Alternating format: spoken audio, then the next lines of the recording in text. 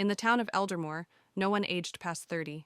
Skin was flawless, hair thick and glossy, eyes bright as youth. Outsiders said it was good genes or maybe the food they consumed, but the locals knew better. They never spoke of it, but they knew. To locals, it's a secret kept quiet by blood and binding oaths. Eloise, a travel photographer, arrived to document the town's alleged ageless living. At first, she was mesmerized. Women in their 50s looked 20. She never witnessed anything like it. Even the elders had a youthful glow that felt unnatural. The people of Eldermoore are part of an ancient, silent pact. Every so often, a new face arrives. Someone vibrant, glowing, full of life. Once welcomed, they are slowly and ritualistically drained of their beauty. They were called the beauty borrowers. Eloise had just finished photographing the flower market when a young boy approached her on a bike. He handed her a black envelope sealed in wax with the town's crest, a mirror framed in roses. Inside, an elegant handwritten note. Miss Eloise, we'd be honored to have you as our guest for dinner. Please join my family at the manor on Friday at 7. Warmest regards, Mayor Allard. It felt charming, old-fashioned. Eloise accepted with no hesitation. Eloise made sure to dress to impress. She wore a red cocktail dress that hugged her frame just right and pinned her hair into a soft, elegant twist. At the manor, she was greeted by the mayor's wife, Lucille, a woman of striking beauty and unnervingly flawless skin. Eloise blinked, momentarily stunned. Lucille was supposed to be in her 50s, yet she looked barely 30. Old enough to be the mayor's daughter, Eloise thought. But who am I to judge? Lucille kept complimenting her on her skin, her bone structure, and her big, beautiful eyes. Eloise smiled politely, but something about it felt off. The mayor raised his glass. To beauty, he said. Everyone drank. The following week, Eloise was walking downtown. She happened to catch her reflection in one of the shop's windows. Dark bags underneath her eyes, a dullness to her skin, her lips not as full. Maybe it was from all the traveling and not getting enough sleep, but each day it worsened. Later that week, she happened to pass Lucille. As soon as she saw it was the mayor's wife, Eloise panicked. She grabbed a newspaper from a nearby stand and held it up to her face, hoping, praying, Lucille wouldn't recognize her. But it was too late. Eloise, is that you? Lucille's voice rang out. Eloise lowered the paper with a forced smile. Hi, Lucille. I didn't even notice you there. Lucille returned the smile, but her eyes were sharp, calculating. You look different, she said softly. Are you feeling all right, dear? Eloise laughed nervously. Just tired. Too much work. Not enough rest, I guess. Lucille stepped closer. Her perfume was strong, very rich, but a tad bit masculine. Unisex, perhaps. She tilted her head slightly and started examining Eloise's face. Well, she said, you were simply glowing at dinner the other night, truly radiant. Eloise froze. Were. If you ever need anything, a facial, a little pick-me-up, just come by the manor, Lucille added. Her tone was sweet. We take care of our guests here in Eldermoore.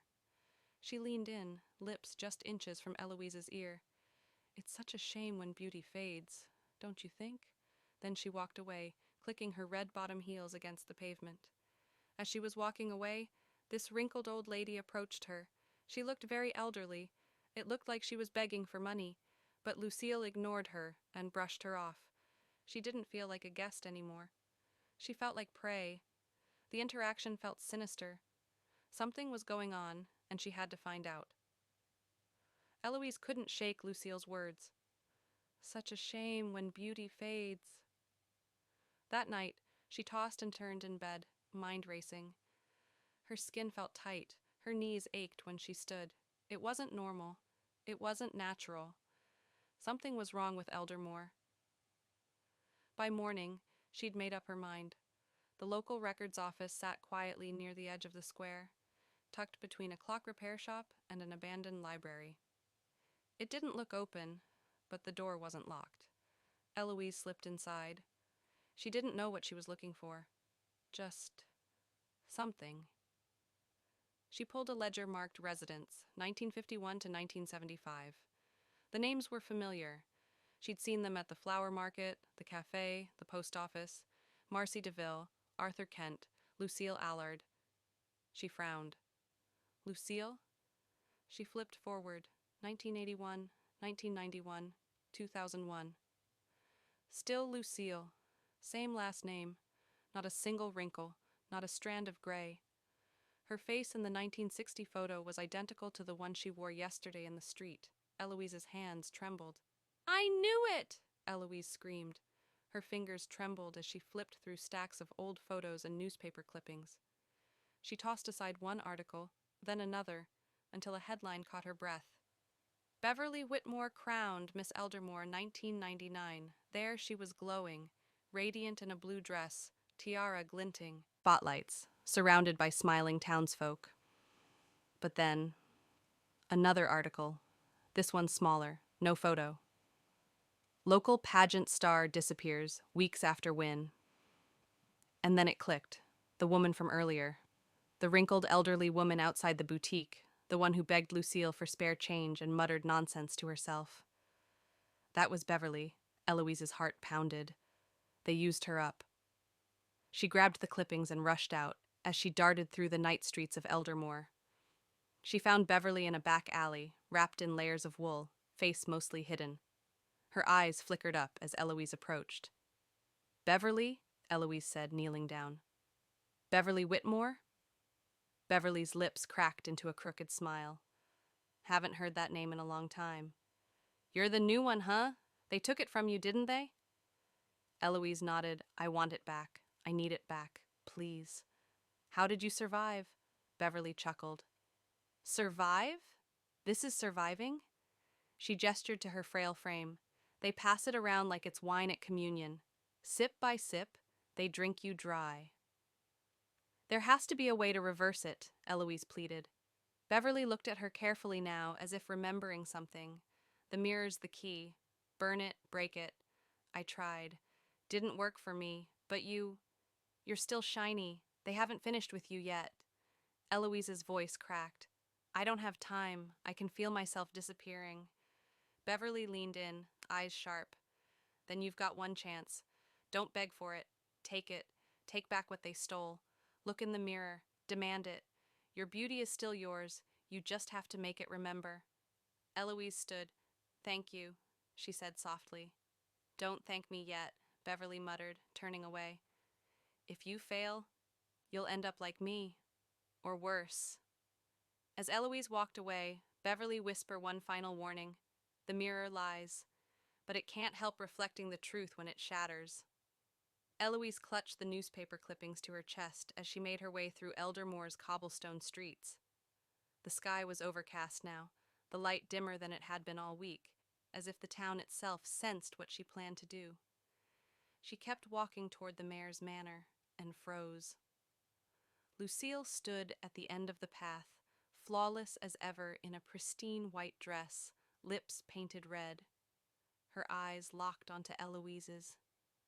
Behind her, more townsfolk began to gather, surrounding her, closing her in, similar to Michael Jackson's Thriller video.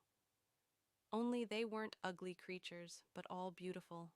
Smiling florists, dapper shopkeepers, even the child who'd once offered her a rose, all radiant, all glowing, all watching, all sinister. "Where are you headed, Eloise?" Lucille asked sweetly. "Home," Eloise lied, swallowing hard. Lucille stepped forward. "Oh, come now. You are home. And we've taken such good care of you." Eloise stepped back, hand tightening around the broken glass hidden in her pocket. "I know what you are," she said through clenched teeth. "What all of you are." A murmur rippled through the crowd. Lucille's tone dropped.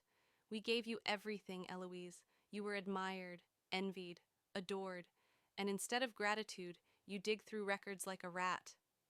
"You stole from me," Eloise spat, "and from Beverly, and from God knows how many others." Lucille's smile. "And what, darling? You're going to fix it? Smash the mirror and set us all free?" She chuckled. Eloise didn't answer. Suddenly, a hand grabbed her shoulder from behind. Tight, bruising. It was the florist. You don't belong here anymore, she said coldly. Eloise spun, slicing the woman's arm with the shard. She shrieked, recoiling as blood dripped down her sleeve. Gasps echoed through the crowd. She's bleeding, someone yelled. She hurt her. She's dangerous. They surged forward like a hive awakened. Eloise ran, down alleys, past shop fronts. Her lungs burned, her vision blurred. She could hear them behind her, footsteps slapping the cobblestones, voices hissing her name. Eloise? Stop. You can't run from this. But she wasn't running from it anymore. She was running toward it. The manor loomed at the hilltop. The mirror waited. The truth waited. And this time, Eloise wouldn't look away. Eloise burst into the manor's cellar, chest heaving. The mirror stood tall. It didn't reflect her. Instead, Lucille, the mayor, the townspeople, their faces flickering, glowing, feeding. At the center, her, pale and fading. You don't belong here, a voice said behind her. The mayor, Lucille, a few others closing in. Step away, Eloise, the mayor warned. The mirror is the only thing holding this town together. Eloise pulled the glass shard from her coat, trembling, then let it fall apart. She slashed the mirror. Crack screams echoed. The townsfolk collapsed. Lucille's perfect face crumbled to dust, and Eloise blacked out. An out-of-town family pulls over at the rusted "Welcome to Eldermoore" sign. The mother smiles as she poses for a photo beneath it. Looks abandoned, the teen daughter mutters, nonchalantly scrolling on her phone. Still charming, the father says, glancing at the empty streets in the distance. Their youngest daughter runs ahead, laughing, and stumbles across something shiny in the dirt just outside the boutique ruins. She picks it up. A mirror shard, small, dusty, still warm. As she turns it in her hand, her reflection flickers. Once, twice, and then... Her eyes glow, just for a second, but long enough.